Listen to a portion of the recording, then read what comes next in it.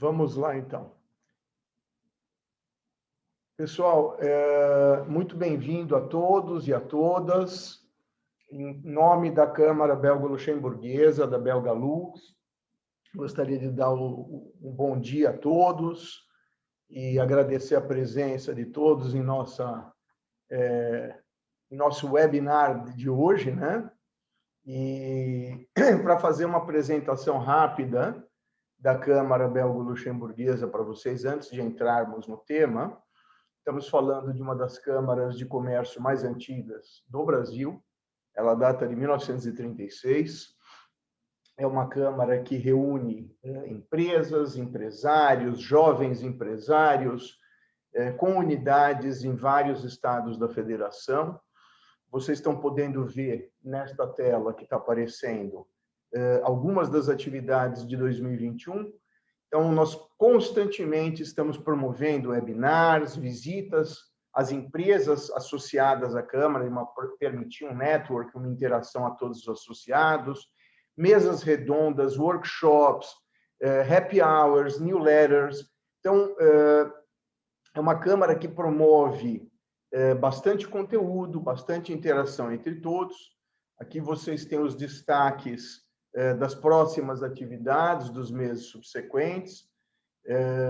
Além disso, temos toda essa parte cultural e social, e que, infelizmente, em razão da pandemia, acabou ficando um pouco limitado, prejudicada, mas, por outro lado, acresceu bastante a questão de conteúdo, de contato pela via virtual, que é o que nós podemos neste momento. Então, sejam todos muito bem-vindos, todas muito bem-vindas. Vamos passar ao próximo slide.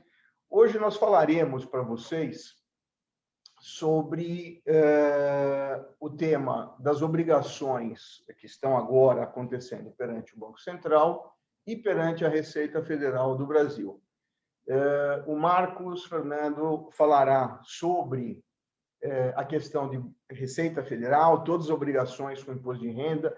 Vou até pedir para que o Marcos se apresente e aí depois nós damos sequência. Por gentileza, Marcos. Pois não. Bom dia a todos e a todas.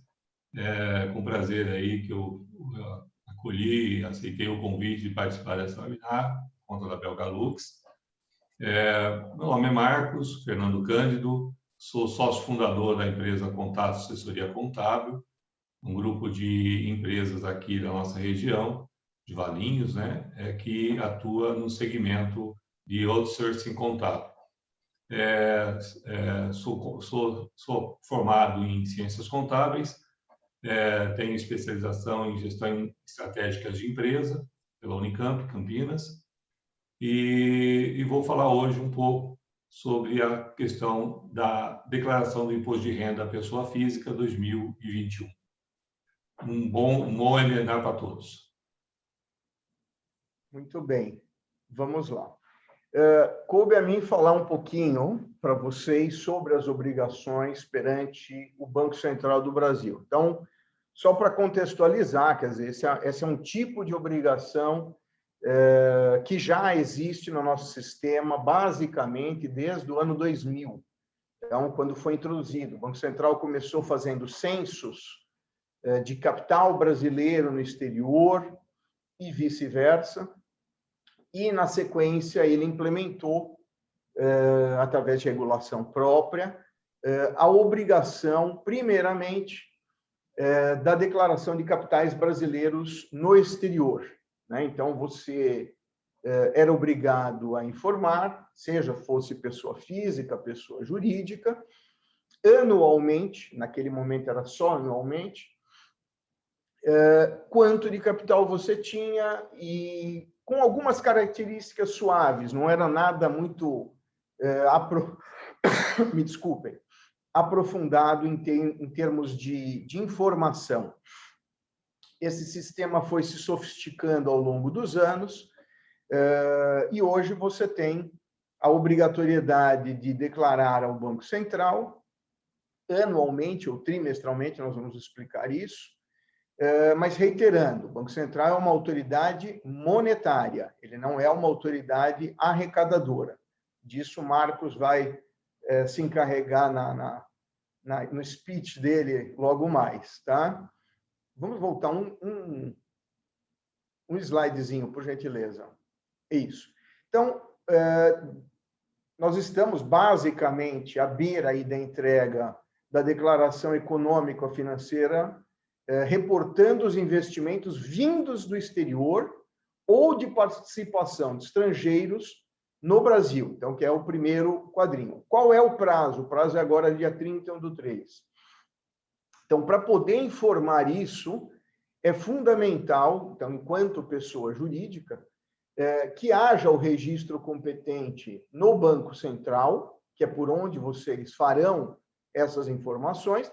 Basicamente, o Banco Central quer entender a participação do estrangeiro, ele quer entender quem é esse estrangeiro, até para evitar dissimulação, quer dizer, que indiretamente uma empresa estrangeira controlada por um brasileiro esteja fazendo, não que seja ilegal, mas ele quer entender de onde é a origem, a source of funds, para que isso evite, eventualmente, algum tipo de planejamento.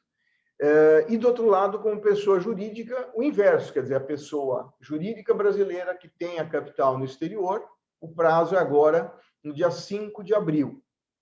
Quanto à pessoa física, capital brasileiro no exterior, que eu falei para vocês, foi como começou tudo. Então, brasileiro aqui, residente no Brasil, que tenha qualquer tipo de ativo, veículo, embarcação, conta corrente, participação em empresa, imóveis, que em qualquer lugar do mundo, ele tem o prazo para declarar até o dia 5 de abril. E, em relação à declaração de imposto de renda, do qual o Marcos vai se ocupar, estamos falando do dia 30/4. Próximo slide, por favor. Muito bem. Então, quem deve fazer a declaração econômico-financeira? Como a gente falou, pessoas jurídicas, residentes ou domiciliados com sede no Brasil, que recebem o investimento vindos do exterior. Então, ele é que aponta, óbvio, o Banco Central não poderia impor essa obrigação para o estrangeiro, né? Foge do princípio da extraterritorialidade. Então, ele deveria, o brasileiro, sim, a empresa receptora dos investimentos, é que faz essa declaração no Sisbacen. Então, no passado isso era feito até em meio físico, hoje é totalmente pelo sistema, por isso que eu falei que a empresa tem que ter o cadastro perante o Banco Central. Quem não tem, isso não é uma coisa complexa, é fácil, pelo próprio sistema, o site do Banco Central ele é bastante fácil de operar, ele vai consolidando etapa por etapa as informações, e aí os prazos e valores, para quem for fazer o anual, nós estamos falando do montante total ou patrimônio líquido de até 250 milhões. A data base é 31 de dezembro e o prazo 31 de março do ano subsequente. Então, estamos aí próximos do finalzinho do prazo. E para quem faz o trimestral, que é uma opção, quando o ativo ou patrimônio líquido é acima de 250 milhões, as datas bases são 31 de março, 30 de junho, 30 de setembro, 30 de dezembro, e os respectivos prazos, 30 de junho, 30 de setembro, 31 de dezembro e 31 de março do ano subsequente. Então, essa é uma declaração como qualquer obrigação perante o Banco Central. Quem não faz está sujeito a pagar multa. Multa por não entregar, multa por entregar atrasado e multa por entregar com inconsistências ou incongruências ou omissões, ok? Então, provavelmente, isto daqui, o Banco Central, ele pede para vocês, vocês deveriam ter. Ele não quer que vocês enviem, mas vocês têm que ter balanços, documentos societários, atas, contabilização, então, balanço, eventualmente, por equivalência patrimonial, para que vocês possam, a qualquer momento, se solicitados ao Banco Central, facilmente ter a informação à mão. Próximo. Próximo slide. Isso. Então, o que declarar, né? Então, as informações requeridas da receptora, da empresa que está recebendo os investimentos brasileiros, qual foi o capital integralizado, o patrimônio líquido, ativo, passivo, se teve lucro, se teve prejuízo no período base, se houve lucro distribuído no período base, até porque depende do porte e do tamanho da empresa, pode ser uma simples distribuição, pode ser um pagamento de juros, de debêntures, enfim. Então, importante entender a metodologia pelo qual está se distribuindo o lucro, valor estimado da empresa, método da valoração, então, às vezes é capital fechado, mas teve uma metodologia para avaliação do patrimônio líquido, dos ativos, as receitas, né, despesas decorrentes de reavaliação de ativos, se houve reavaliação, e receitas e despesas financeiras decorrentes de variação cambial. Então, tudo proporcional ao investimento e à moeda. Informações requeridas da empresa investidora estrangeira, a gente falou, quer dizer, o capital integralizado, participação no poder de voto, ele quer saber o quanto de controle esse investidor estrangeiro tem sobre a empresa nacional, o país de investidor e o país controlador final. Só para dizer um negocinho, quando vocês entrarem na tela do Banco Central, tem um pouquinho mais de filigrana, de informação. Não se assustem, tem muitos códigos lá. Como eu falei, o sistema é autoexplicativo, ele dá dicas. Então, se você não souber o código do seu país, ou o tipo de atividade onde você se enquadra, tem uma lista que você pode consultar no site do Banco Central e que te orienta a preencher.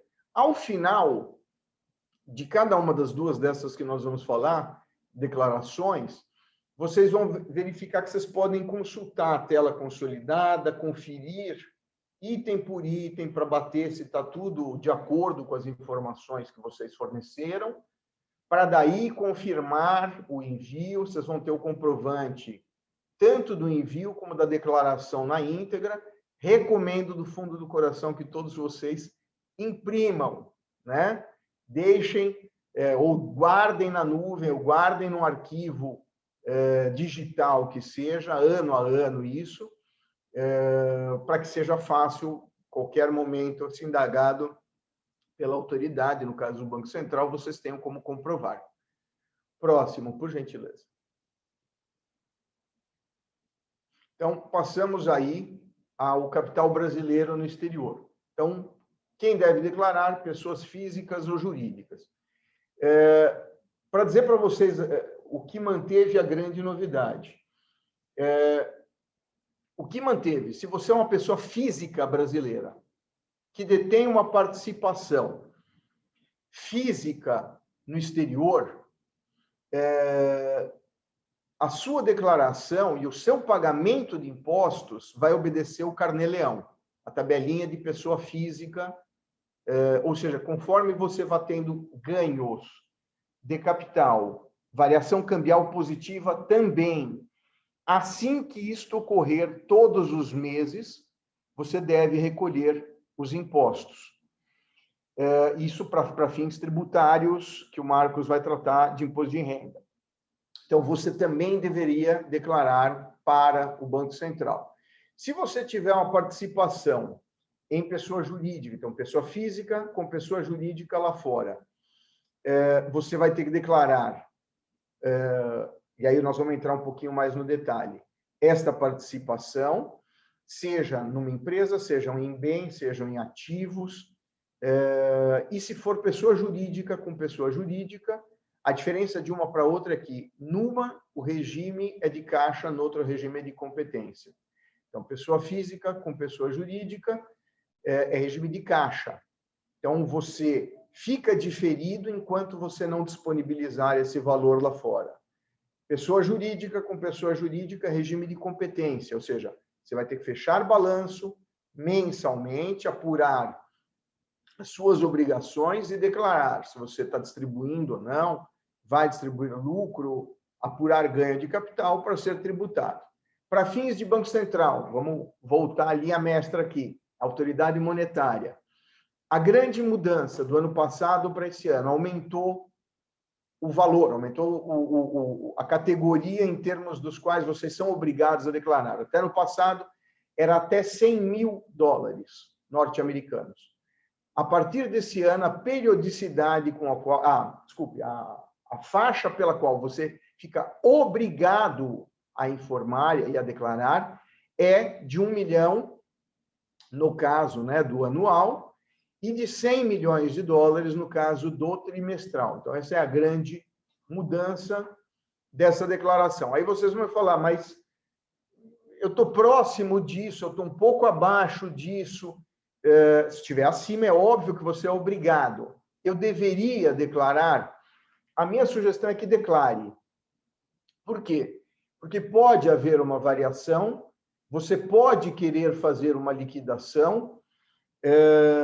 O Banco Central é meticuloso, ele é detalhista, para não dizer que ele é chato, e ele pode querer te obrigar a apresentar, e se você falar, mas eu não tenho porque eu estava dispensado, então pode ter um dificultômetro aí para você, eventualmente, liquidar uma obrigação cambial que você gostaria, por qualquer razão que seja.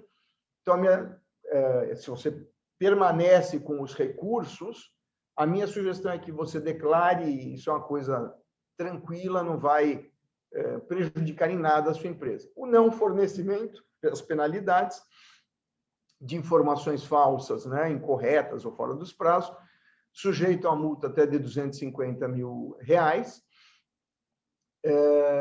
Em alguns casos, eu já vi pessoas serem chamadas por terem declarações inconsistentes, até por valores não falsos, mas incorretos, e foi aplicada uma penalidade superior a essa, em percentual proporcional ao patrimônio. Então, é importante observar os prazos que a gente coloca aqui.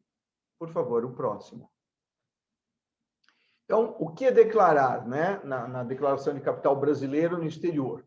Então, todas as contas bancárias, posição de aplicações financeiras, ativos, casa, apartamentos, automóveis, embarcações, seguros de vida, participações societárias, patrimônio líquido, dividendos distribuídos, lucro do exercício passivo ou não circulante, isso tudo para a pessoa física. Para a pessoa jurídica, contas bancárias, empréstimo, contas a receber, outros direitos, participações societárias, patrimônio líquido, dividendos distribuídos, lucro. Além disso, ele também pede, o Banco Central, porque ele quer saber qual foi a sua atividade lá fora, no que você investiu o seu capital. Então, ele também quer saber se você importou, se você exportou, se você fez comércio, com quais países você se relacionou, empresas. Então, hoje o nível de interesse do Banco Central ele é bem maior. Aqui foi uma amostra apenas que a gente está ilustrando para vocês. Ele também quer saber métodos pelo qual você está avaliando, se você fez a valor de mercado, fez a valor contábil, histórico, patrimônio líquido, as atividades que você elenca lá fora. Tem muita gente que tem uma holding, simplesmente, e ainda assim ele pede para tecer considerações, porque ele quer saber o nível de atividade de vocês, e é nesse nível de detalhe. A declaração é online, como eu falei, é autoexplicativa, quer dizer, no site vocês conseguem acessar tudo isso. Próximo, Ana, por gentileza. E eu vou encerrar a minha fala por aqui, passar a palavra para o Marcos, deixar um pouquinho mais para frente, para que qualquer dúvida de vocês fiquem à vontade de interagir no chat ou nos endereçar. Temos imenso prazer em responder. Marcos, a palavra é sua.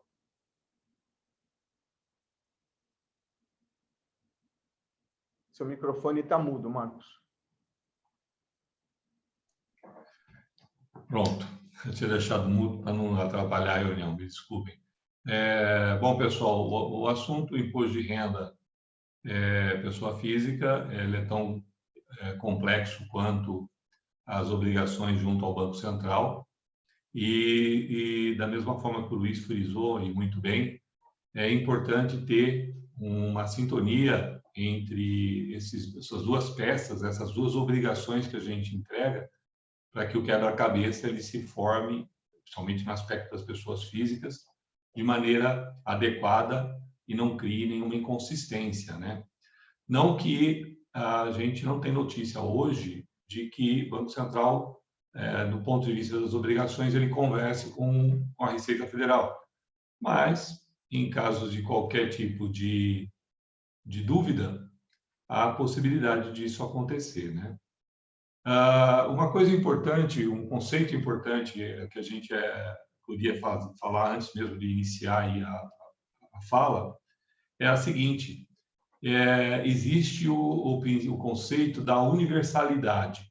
A maioria dos países tem esse conceito, Brasil e Bélgica têm esse conceito. O que é o princípio da universalidade? O fisco tributante, o ente tributante, ele enxerga, ele vê você, enquanto contribuinte, no mundo inteiro. Então, ele quer saber o que você tem de posse de bens e direitos no mundo todo e o que você recebe de rendimentos no mundo todo. E cada um dos tipos de rendimento serão tributados da sua maneira, e aí também utilizando aí os recursos dos acordos de bitributação que existem. Brasil e Bélgica têm esse acordo e depois a gente pode discutir um pouco sobre isso. Então, só para a gente entender e fazer uma relação entre a entrega das declarações para o Banco Central e a declaração de imposto de renda, a necessidade de isso ter uma sintonia, né? Esse ano, a declaração de imposto de renda, ela tem algumas novidades, e eu acho que algumas novidades até interessantes. Às vezes a gente tem um pouco de receio de informar, mas eu não vejo nenhuma preocupação nesse sentido. A primeira delas é que se informe o e-mail e o número do celular na declaração de imposto de renda. A Receita Federal, através do portal ECAC, ela faz as suas comunicações ao contribuinte, mas há de convir comigo que não é sempre, toda hora, que a gente entra no portal ECAC para saber se nós recebemos alguma notificação, e às vezes alguma notificação importante, uma malha, um débito, uma inconsistência. Então, acho interessante e importante cadastrar, sim, um e-mail e um celular para que a Receita Federal possa fazer as notificações no caso de necessidade. Lembrando que isso é importante, que a Receita Federal, através de e-mail e através de celular, não vai solicitar suas informações fiscais, suas informações bancárias e nem cadastrais. Ela simplesmente vai fazer notificações e pedir para que você entre no ECAC para verificar e regularizar a tua situação, né? Então, isso, fique atento e alerta para evitar qualquer tipo de problema. Outra novidade para esse ano é a questão da sobrepartilha. Às vezes existia o inventário, o contribuinte fazia a declaração do inventário, o final de espólio, e depois vinha uma sobrepartilha. Esqueceram um bem, faltou incluir um bem, e aí você tinha que fazer a retificação da declaração final de espólio. Isso não há mais necessidade, você faz uma declaração e informa que aquilo se trata de uma sobrepartilha. Então, veio facilitar, né? Da mesma forma, para facilitar, existe hoje uma isenção dos aposentados maiores de 65 anos. E essa isenção do imposto de renda, ela é limitada a um determinado valor. E antes você precisava pegar esse valor, que está no caso de 24, 25 mil reais aproximadamente, e você teria que fazer um cálculo para separar esses valores e levar a parte que exceder lá para os rendimentos tributáveis.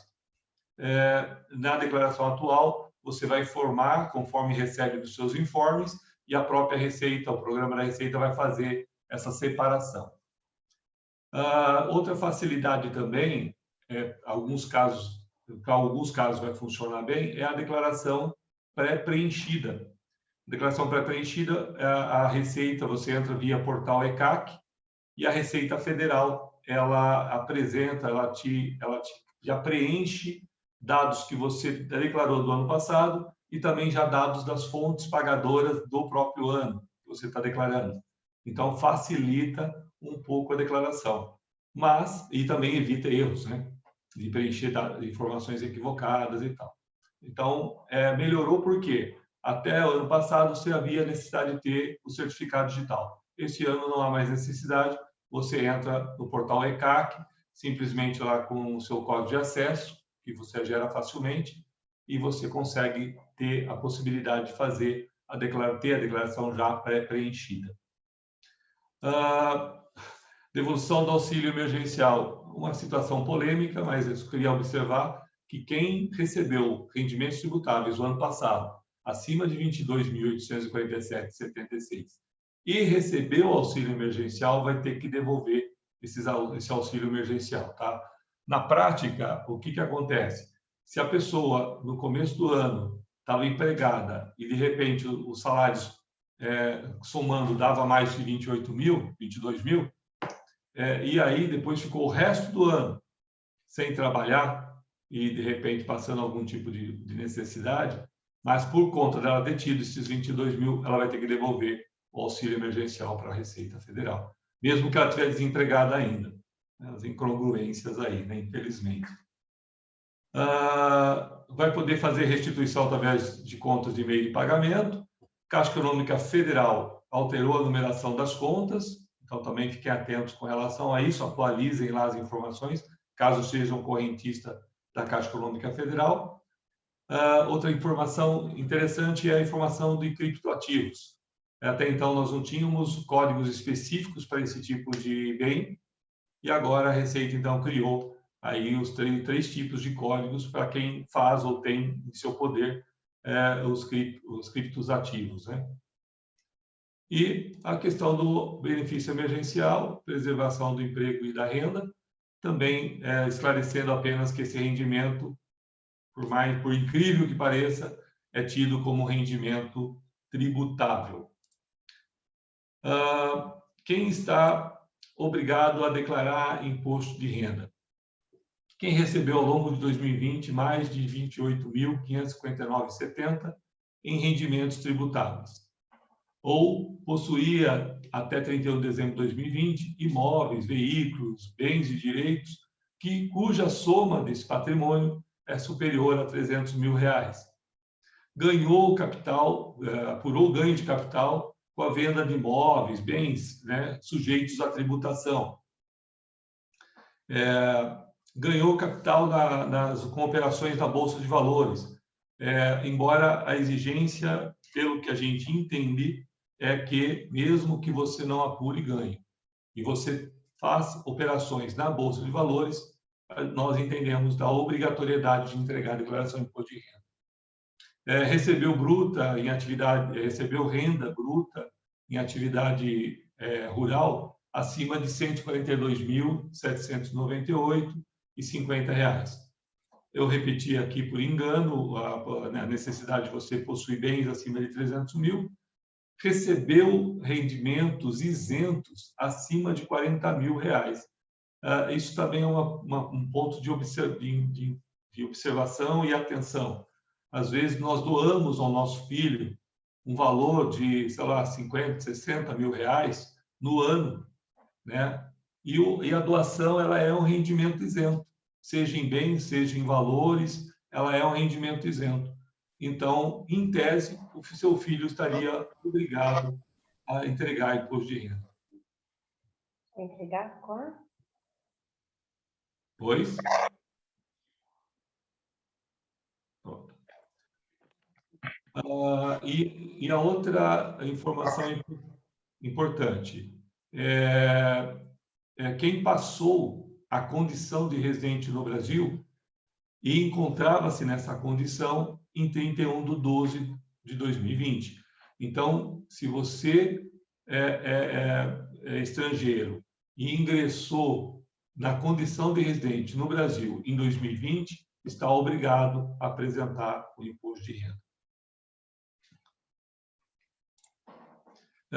Quais as formas de apresentação da declaração de imposto de renda? Você tem a possibilidade de fazer a entrega pela completa. O que significa isso? A completa você informa todos os valores e todos os gastos possíveis de dedução e você apura o imposto de renda a pagar através da compensação dessas possibilidades de deduções. E a simplificada, a única coisa que muda é justamente a forma de apurar.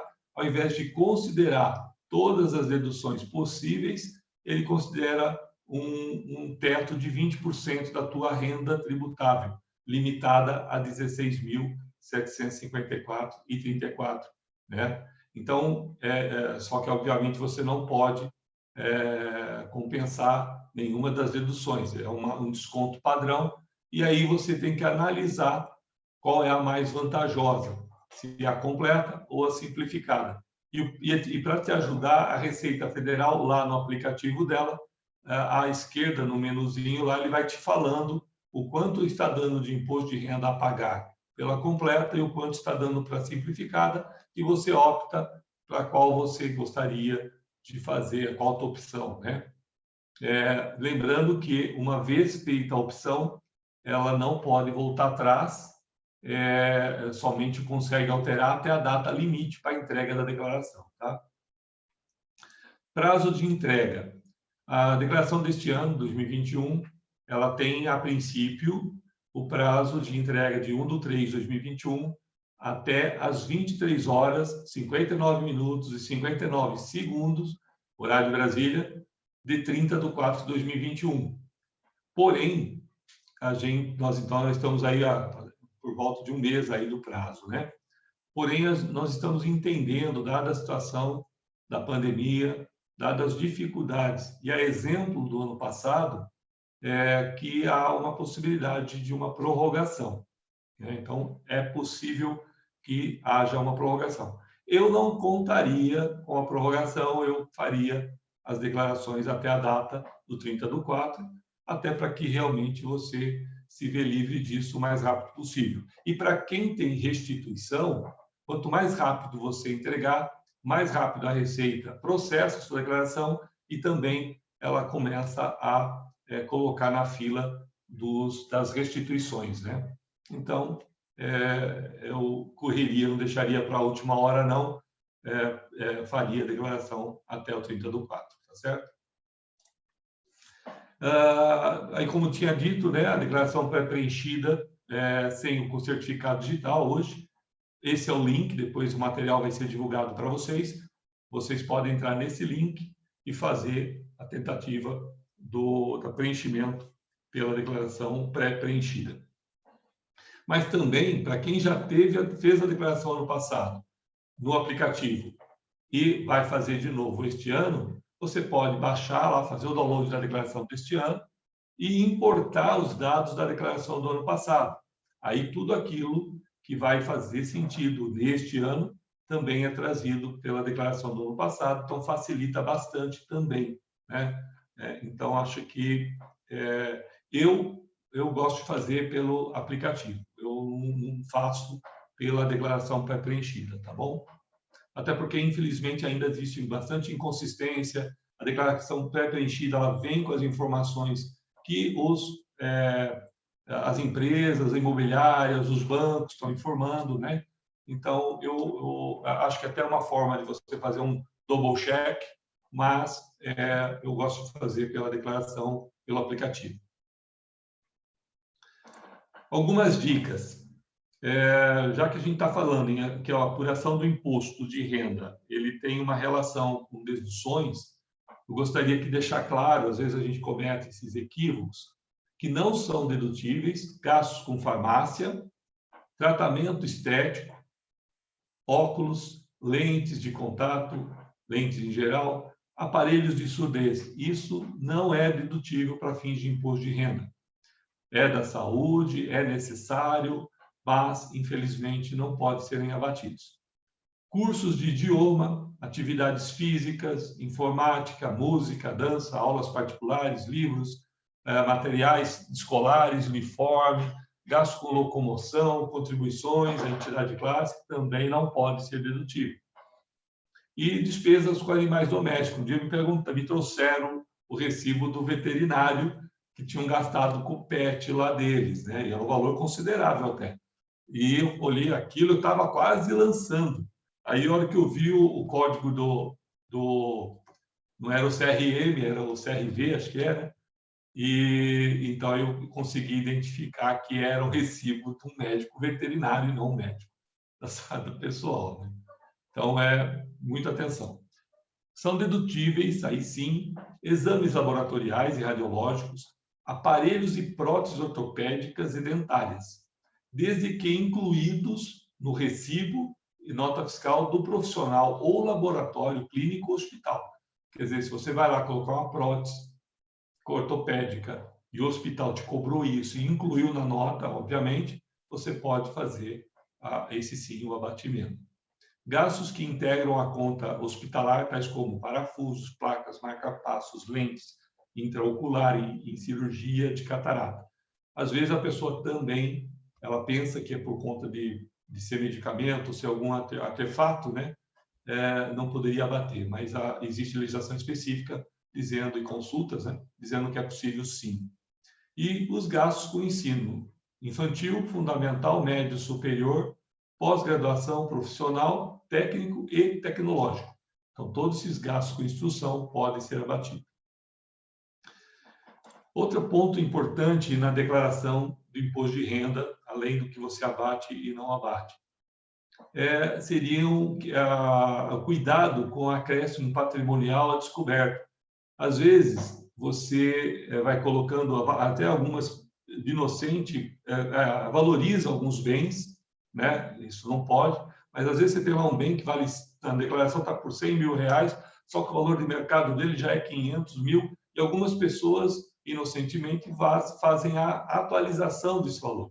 Então, aumenta o patrimônio, né? Ou então, realmente, você tem investimentos, compra de imóveis e outras coisas mais, e a hora que você vai declarando esses bens, só que você não declara a renda que gerou esses bens. Então, a conta é essa, a variação de aumento de bens e direitos, mais a redução das dívidas e ônus reais versus os rendimentos que você obteve. Então, essa conta ela tem que fechar, né? Para que você não tenha caia na malha e você tenha que justificar como que você aumentou o teu patrimônio com um rendimento menor que o aumento, né? Na questão do estrangeiro também, eu vou falar bem rapidamente aqui, para não tomar muito tempo, mas depois a gente pode explorar um pouco mais esse assunto. Como eu disse, o estrangeiro ele é obrigado a fazer imposto de renda quando ele assume essa condição, né, de residente no Brasil. E a declaração anual, a declaração de bens, a declaração de ajuste, você tem que relacionar, quando você entra como residente no Brasil, você tem que relacionar, lembra do que eu falei da visão universal do contribuinte, da necessidade de declarar os bens que você tem no exterior, para o Banco Central, né, de determinado valor, no imposto de renda também há essa necessidade. Então, você também tem que declarar de maneira pormenorizada todos os bens móveis, imóveis, direitos, obrigações, participações de capital de empresa, que você tenha no Brasil e lá no exterior também. Ou seja, é tudo aquilo que constitui o teu patrimônio e o patrimônio, eventualmente, de algum dependente que você também for declarar na sua imposto de renda. Né? Então, para o estrangeiro, todas as regras são idênticas às regras de quem já tem a condição aqui de brasileiro, né? Então, são as mesmas regras. Mas o importante é que quando você adentra, quando você assume o papel de contribuinte aqui no Brasil, ou seja, residente no Brasil, a domicílio fiscal no Brasil, você faça essa declaração, inclua isso, sem medo nenhum, porque essa declaração de bens, ela não terá tributação nenhuma. Algumas pessoas, às vezes, deixam de declarar alguns bens, alguma aplicação, algum recurso financeiro, e depois tem que trazer esse recurso para cá. E aí sim, se você não declarou, ou seja, você não tinha aquele recurso, e agora você vai entrar com o recurso aqui no Brasil, aí sim o Brasil vai entender que aquilo é um rendimento posterior à sua entrada no Brasil e vai te querer cobrar imposto de renda. Então, não há problema nenhum de você declarar os bens e os recursos, as contas bancárias, aplicações que você tenha lá no exterior. Não vai haver tributação sobre o patrimônio que você declarar. O que tem é tributado aqui no Brasil, como o próprio nome diz, é a renda, né? Renda e ganhos de capital. Então, isso que é tributado. Então, como fazer essa declaração? Então, a gente vai lá na coluna 31/12/2019, insere todas as informações, respeitando a forma de valorizar, conforme dita a regra, né? A forma de calcular isso daí, ou seja, na verdade, é convertendo de euro para dólar e depois de dólar para euro, para reais, na data que você está entrando aqui no Brasil, né? Então, esse seria a forma de você fazer a tua declaração de quando você entra no Brasil. Bom, pessoal, assim, para ser rápido e bem objetivo, essa era as informações que eu queria passar para vocês. Mas eu queria deixar, acho que a gente combinou deixar um espaço maior para perguntas e a gente tentar ficar uma coisa mais objetiva, porque possivelmente a dúvida de um pode ser a dúvida dos demais, né? Muito obrigado, fico à disposição. Obrigado, Marcos. Obrigado pela sua detalhada exposição sobre o tema. Nós estamos abrindo a todos vocês que estão conosco hoje para qualquer dúvida, indagação sobre tanto qualquer questão relacionada ao Banco Central, as declarações, como Receita Federal do Brasil. Se vocês quiserem formular pelo chat ou quiserem formular verbalmente, a Ana vai liberando os microfones aí para podermos interagir. Não. Luiz, todos têm como liberar o próprio microfone, tá? À vontade, gente. À vontade, então fica à vontade. Luiz e Marcos, posso iniciar com uma pergunta? Tá? Eu queria verificar, assim, para a pessoa que tem bens no exterior, na realidade, não mudou nada na situação, assim, porque se sabe que rendimentos lá fora não dá muito rendimento nas aplicações, mas a gente tem essa forte desvalorização. Como que a gente declara, assim, aplicações, contas bancárias que a gente tem, que em euro, dólar não mudaram nada, nós vamos atualizar tudo isso na taxa do fechamento de câmbio em 31/12/2020? Do ponto de vista de Banco Central, não. Na verdade, é assim, você vai dizer quanto você tinha no dia 31 de dezembro do ano, em valores, na moeda do país, seja dólar, seja euro, seja libra, a moeda que for. No Banco Central, Luiz, não vale, porque você vai colocar lá e o próprio sistema do banco já faz a conversão para dólares. Exatamente, é isso que eu ia falar. Então, para o Banco Central, pouco importa, quer dizer, ele confia na sua informação, ele não pede para você mandar extrato, nada que comprove, e como eu disse anteriormente, quer dizer, às vezes você tem dinheiro em conta, como você falou, às vezes é uma participação numa empresa. E eu não vejo problema algum em você declarar o valor pelo qual você capitalizou essa empresa. Então, se lá para trás, há anos atrás, décadas, você capitalizou com 1 milhão e hoje você tem 2 ou 3, veja, tanto se você declarar pelo valor histórico, como eu prefiro, pelo valor patrimonial, porque você não é tributado por isso, está diferido. Então, você dizer quanto você tem no dia 31 de dezembro, aquele 1 milhão virou 2 ou 3, enfim, porque é a informação mais precisa. Isso não vai te onerar. Só onera se você distribuir. Então, aí você pagaria por ganho de capital ou dividendos. Do ponto de vista da parte do imposto de renda, a visão da Receita Federal, ela sempre considera custo histórico. E as possíveis variações vão acontecer nas liquidações do bem ou direito. Então, a parte de imóveis que você tenha, imóveis, bens, ações e tudo mais, é sempre custo histórico. E depois, quando você efetivamente fizer a venda desse bem, se eventualmente fizer, aí sim, na apuração do ganho de capital, a gente considera-se o ganho que eventualmente teve nesse aspecto. Da parte de saldos em conta bancária, o acréscimo ou decréscimo dessas contas, então você declarou lá que você tinha um valor de conta corrente de, sei lá, 100 euros, e você, de repente, consumiu 50, tem agora só 50. Então, se não houve novos acréscimos naquela conta, o valor em reais não é atualizado. Ele simplesmente reduz a quantidade em euro proporcional na mesma taxa.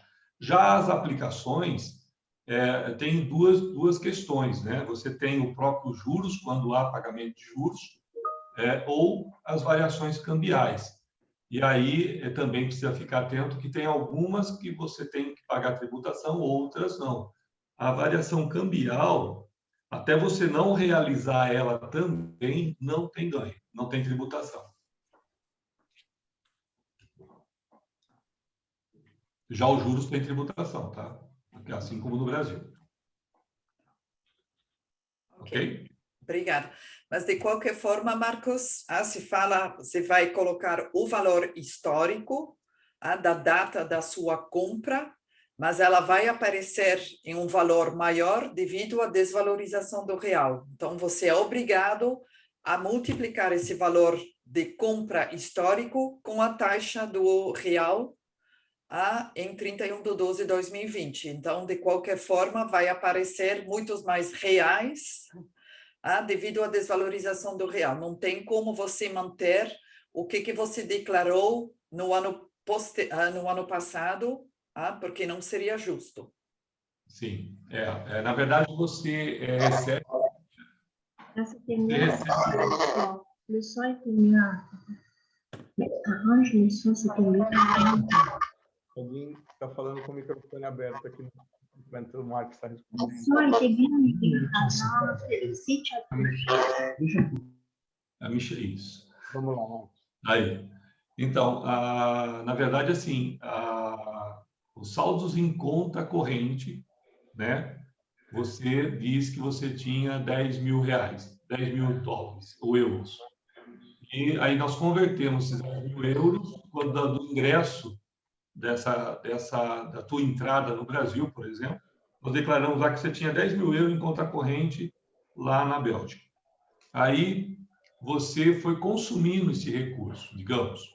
Então, agora, passado um ano, você tem, sei lá, 5 mil euros. Então, nós não vamos pegar esses 5 mil euros simplesmente e fazer uma nova atualização dele, porque a variação cambial ela não tem tributação. Você não houve ingresso na tua conta corrente de novos recursos. Se tivesse tido novos ingressos, aí nós iríamos ingressar no valor histórico do depósito. Isso. E aí, então, haveria a alteração do valor. Né? Agora, enquanto não há, na conta corrente, enquanto não há ingresso de novos recursos, nós só vamos fazendo a redução do saldo em reais sem fazer atualização. Marcos, talvez seja legal você esclarecer para todos a questão de variação cambial positiva, né? Sim. Então, não necessariamente aplicável à pessoa física, fora de uma jurídica, mas quando ocorre variação cambial positiva é a sua tributação. Sim. C'était mieux le son. Isso. E aí, então, a variação cambial, ela tem somente a positiva, né? Ela só vai, porque a positiva, vamos dizer assim, geraria como se fosse um ganho, né? E então ela vai só ter efetividade de tributação, aí no Carnê-Leão, inclusive, caso você obtenha esse recurso do exterior, quando você efetivamente realizar essa avaliação. Enquanto você não realiza, você não paga, né? Então, e da mesma forma, às vezes hoje no Brasil a gente está tendo a negativa, né? Então, não tem muito o que se falar a nível de imposto. Mas é importante ficar assim atento a essas variações, tanto a variação como os juros obtidos no exterior, e também, né, Luiz, a renda que eventualmente você tiver efetivamente no exterior. Essa renda também tem que ser declarada, porque ela, às vezes, aumenta a entrada de novos recursos nos saldos da sua posição patrimonial aqui do Brasil. Então, também essa renda também tem que ser tributada. É uma novidade para todos que está sendo discutido no Congresso agora, neste momento, é a parte de o Brasil admitir na legislação civil o trust. Então, começou a ser discutido, existe uma chance de ser entendido como um instrumento válido, porque o governo brasileiro, é óbvio, adoraria tributar isso também, né? Então, se alguns dos senhores têm ou constituiu uma estrutura de trust, podemos falar, aí, caso tenha alguma dúvida, como já funciona hoje, como vai funcionar, vai depender da mudança que estão estudando aí. Perguntas? Luiz, tem uma pergunta no chat. Pois não, vamos ver aqui. Jean Paul Lopes. Entrei no Brasil há alguns anos, proprietário de um imóvel adquirido antes da chegada. Este bem não foi incluído nas declarações dos anos anteriores. Como regularizar isso? Marcos. Pois não. O ideal era retificar todas as suas declarações de imposto de renda, incluindo desde a data que você entrou com esse bem no Brasil, né? Uma opção paliativa seria, já nessa declaração deste ano, você já refletir a situação que você teria lá no passado. Então, se você, ele não fala o ano aqui que entrou, né? Mas se você entrou há 5 anos atrás, porque quando você adquiriu um imóvel aqui no Brasil, ainda não sendo residente, você declarou esse imóvel lá no teu país de origem. Quando você entrou no Brasil, além dos teus imóveis ou teus bens lá fora, né, fora do Brasil, também deveria ter incluído esse imóvel que você adquiriu aqui no Brasil. Então, assim, a melhor forma, a mais tranquila, seria a de retificar suas declarações todas, incluindo esse bem. Mas, como eu disse, também é possível, já que você tem provas disso, que foi simplesmente uma falha, um erro, aí depois aí precisa só verificar essa questão também aí do ponto de vista de entrada de recursos lá pelo Banco Central, que o Luiz pode verificar de acordo com o valor do bem, né?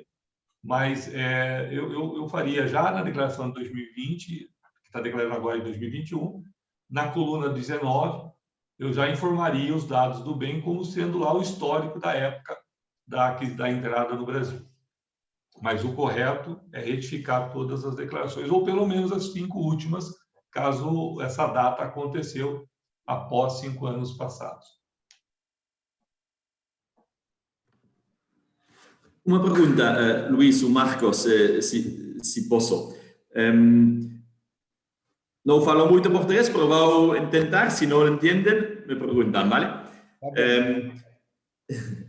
Yo, en el crecimiento del patrimonio, ¿cuántos impuestos, qué porcentaje se paga de impuestos en el crecimiento del patrimonio? Então, se desculpa, você estiver falando de ganho que você está falando de ganho no exterior ou aqui no Brasil? Aqui em Brasil, ou seja, esse último ano. Aqui no Brasil, se você for pessoa física, o rendimento de pessoa física, como fonte, se você for funcionário, enfim, vai obedecer à tributação da tabelinha, que a gente chama de carnê-leão, pessoa física. Basicamente, vai de 15% até 27,5%. Essa é a tributação.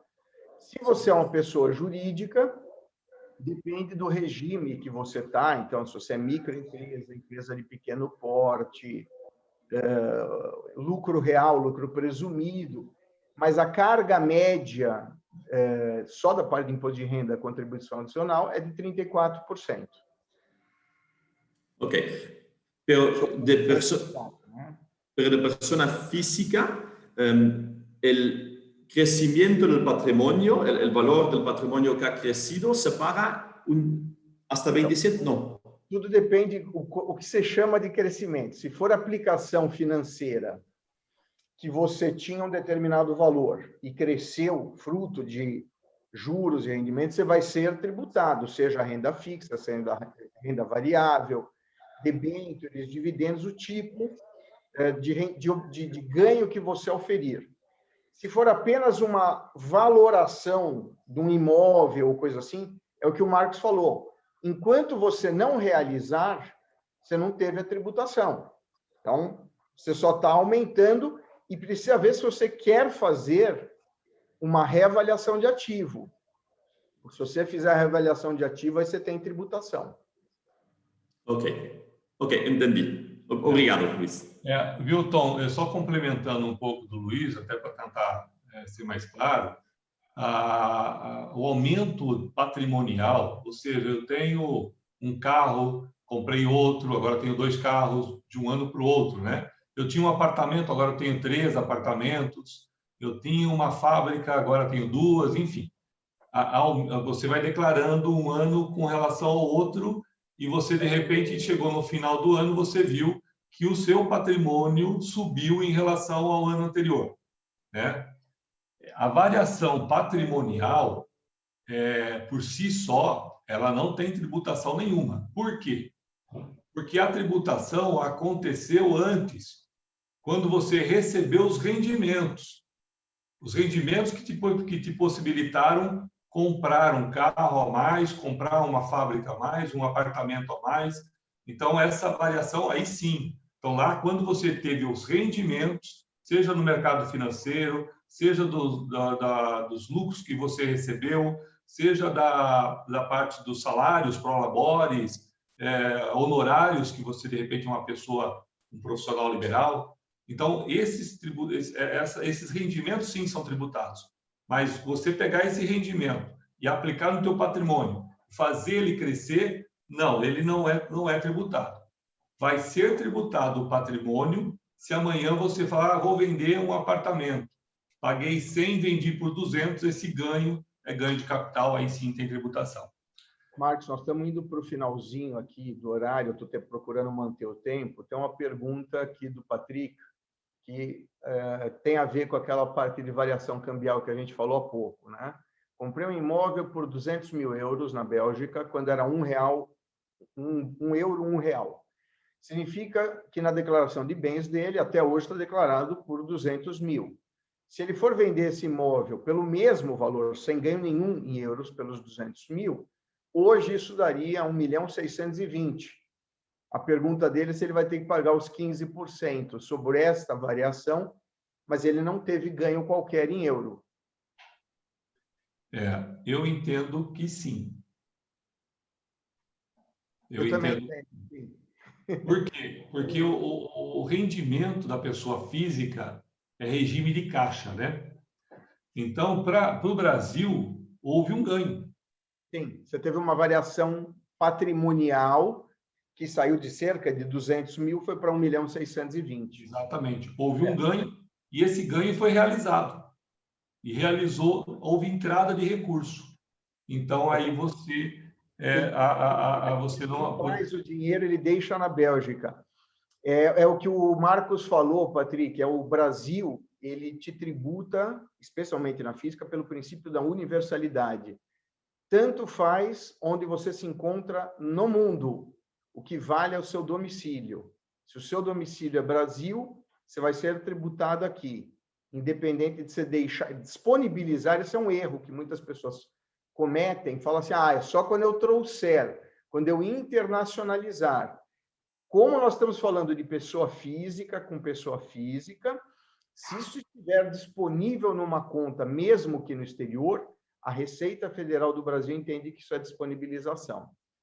A maneira, já adianto, de você eventualmente evitar isso, já que pelo jeito isso é uma suposição, você não vendeu, seria subscrever este bem numa pessoa jurídica no exterior, porque aí você tem cotas de uma empresa, ok?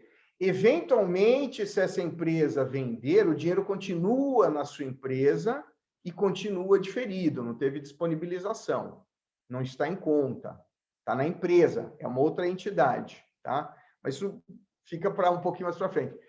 Eu vou ser chamado a atenção daqui a pouquinho, se nós não dermos um encaminhamento para o final. Alguma pergunta para encerramento? Muito bem. Então, Luiz, eu só queria fazer uma em geral para quem é belga e tem essa possibilidade de poder escolher, que realmente é importante de escolher o seu momento de realizar algo e sempre consultar alguém aqui no Brasil antes de eventualmente vender um bem no Brasil, na Bélgica ou em qualquer lugar do mundo, porque a gente pode pensar que nós não vamos ser tributados, mas assim vamos ser sim tributados e ainda de forma alta. Então, assim, para quem tem de repente essa possibilidade, às vezes é melhor, se você vai envelhecendo, transferir uma vez o seu domicílio fiscal para a Bélgica para poder realmente realizar algumas operações, como venda de participações, venda de casa, que lá na Bélgica não está sendo tributado. E aqui, Patrick, eu acho que não você estaria taxado de 15%, mas sim de 27,5%, Marcos, se eu não me engano. Dependendo do patrimônio, você pode, 15% já começa, né? Ele vai aumentando, mas por pior é se você não declara, porque aí já vai para os 27,5% automaticamente. Porque aí vai ter como renda, né? Mas agora também outra coisa importante, Ana e Luiz, é analisarem o acordo de bitributação entre Brasil e Bélgica. Isso que eu ia porque falar. lá também fala de algumas possibilidades de compensação, imposto que paga aqui não paga na Bélgica, e assim as coisas vão se acomodando aí dentro do acordo que há entre Brasil e Bélgica. A Bélgica tem um acordo. Há muito tempo. A Bélgica tem um acordo que já foi aceito pelo Congresso brasileiro, pelo Senado brasileiro, né? E exatamente como o Marcos falou, quer dizer, para evitar esta bitributação, tem hipóteses específicas, fala das holdings belgas, então também é possível, eventualmente, até criar uma triangulação, se for o caso, como um planejamento, obedecendo a legislação dos dois países e sendo o mais econômico possível.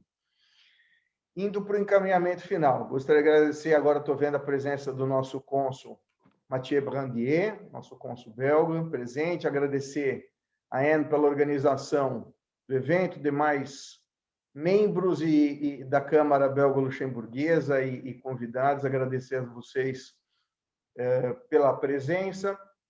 Tanto eu como o Marcos estamos à disposição.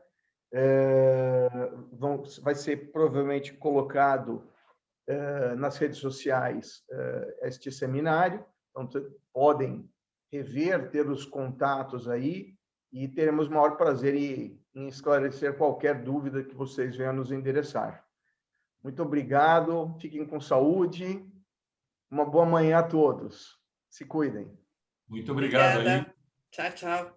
Muito obrigado, um abraço a todos. Tchau, tchau. Tchau, tchau.